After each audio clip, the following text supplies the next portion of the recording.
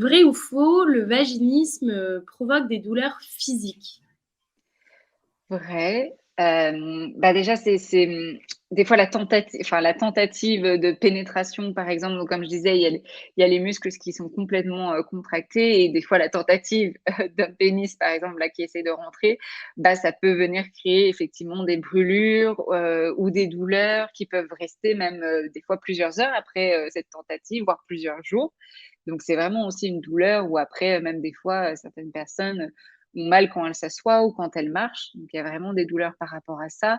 Des fois, même certaines personnes qui ont, du vaginisme peuvent avoir des crises de panique et donc vraiment avoir aussi une douleur au niveau, thoracique. Donc oui, ça peut créer effectivement, des douleurs physiques qui vont en plus renforcer ce cercle vicieux et faire que ça s'installe et cetera. Donc c'est pour ça que c'est important de que ce soit pris en charge et j'espère que de plus en plus, les professionnels seront aussi, sensibilisés à ça aussi par rapport à ça, hein. Quand je dis professionnels, par exemple, je pense aux gynécologues parce que, bah, des fois les patientes ont déjà vu tout un tas de gynécologues qui leur ont dit certaines choses et donc elles se retrouvent toujours au point zéro donc c'est important qu'on soit plus sensibilisés par rapport à ça.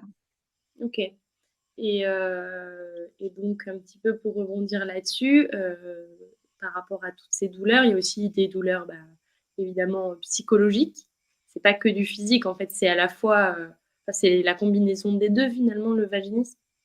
Ouais, oui, parce qu'il y a la souffrance, comme je disais, donc vraiment voilà, au niveau en fait, de la douleur émotionnelle, la douleur, psychologique, donc bah, de la souffrance aussi du coup dans le couple, hein, parce que le partenaire, souvent c'est des partenaires qui sont super respectueux, qui essayent de faire au mieux, qui essayent de comprendre et qui se sentent impuissants et donc qui sont aussi dans cette souffrance-là. Mmh.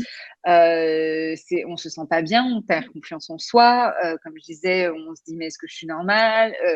J'aurai jamais une sexualité normale», ou même de penser: «J'ai envie d'avoir des enfants, j'aurai peut-être jamais des enfants». Enfin, ça crée toute une souffrance, émotionnelle et relationnelle et donc ça impacte beaucoup de dimensions et ça peut même impacter aussi de manière générale comment je me sens aussi en interaction avec d'autres gens en dehors, en sachant que moi, à l'intérieur, je vis cette difficulté-là, Ouais. quoi. Mmh.